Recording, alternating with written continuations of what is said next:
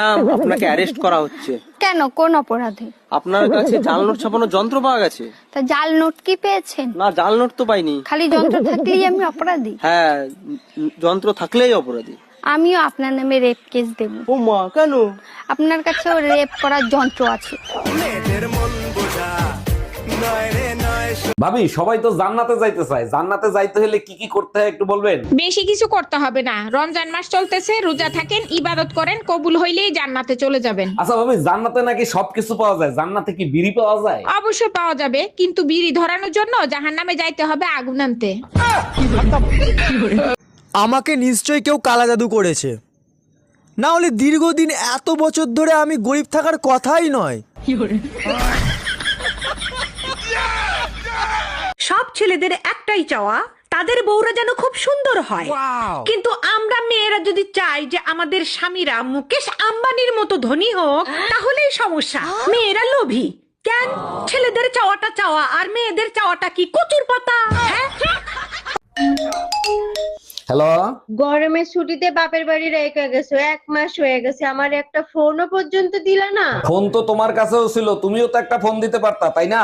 সত্যি করে বলো তো, এই 1 মাসে কি আমার কথা তোমার একটুও মনে পড়ে নাই? মনেই যদি থাকতো তাইলে তো লেখাপড়া করে জজ ব্যারিস্টার হইতাম, অটো রিকশা চালাইতাম না। ভগবানের কৃপায় খুব ভালো একটা স্বামী পেয়েছি, কোনোদিনও শত্রুর অভাব বুঝতে দেয়নি।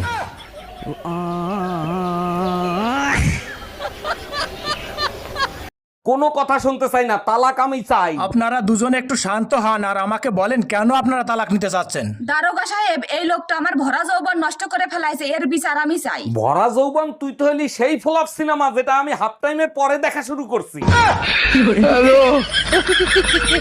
এই, আমার প্যান্টের পকেটে 20,000 টাকা ছিল, টাকা কি তুমি নিছো? আমারে কি তোমার চোর মনে হয়? আমি কেন তোমার টাকা নিব? টাকা তো তুই নিছিস, কিভাবে টাকা বের করতে হয় আমার জানা আছে। এই একা একা বিড়বিড় করে কি বলতিছো? বলতেছি শুটিং এর জন্য নকল টাকা আনছিলাম, এখন আবার নকল টাকা আনতে যাইতে হবে। কি ওগুলো নকল টাকা ছিল?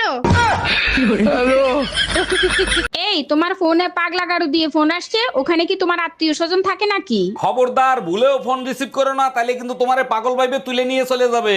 আমি কি পাগল নাকি যে আমারে তুলে নিয়ে যাবে? পাগলা গাড়ু দিয়ে তোমার কোন আত্মীয় আছে আমিও একটু শুনি। হ্যালো, কেমন আছিস মা? জামাই বাবাজি কেমন আছে? কি ব্যাপার, তোমার আজকে এত খুশি খুশি লাগতেছে, কাহিনী কি? 1 মিনিট, তোমার দুলোবাইর ফোন। হ্যাঁ সাগরদা, বলেন পার্টি দেবেন কখন? অরুণদা, যদি শালি হয় তাহলে পার্টি আমি দেবো। আচ্ছা ঠিক আছে, শালা হলে আমি পার্টি দেবো। কার শালা শালি হবে? কি উল্টো পাল্টা বলতিছো? তোমার মা, আমার শাশুড়ি প্রেগনেন্ট।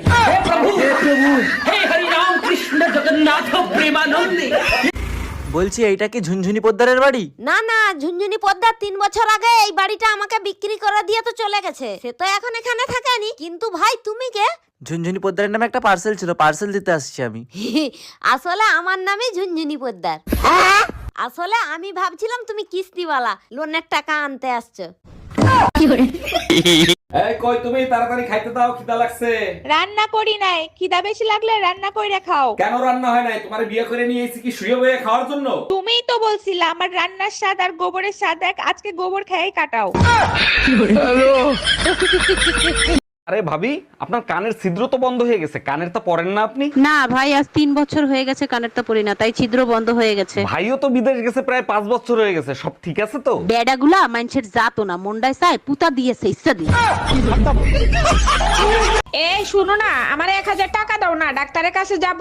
ডাক্তারের কাছে যাবা? তোমার আবার কি হয়েছে? তুমি তো ঠিকই আছো। চোখের ডাক্তার দেখাতে যাব, ঠিক মতো দেখি না, গোলা দেখি। ও আচ্ছা, এই নাও। 500 টাকা দিলা কেন? 1000 টাকা চাইলাম না।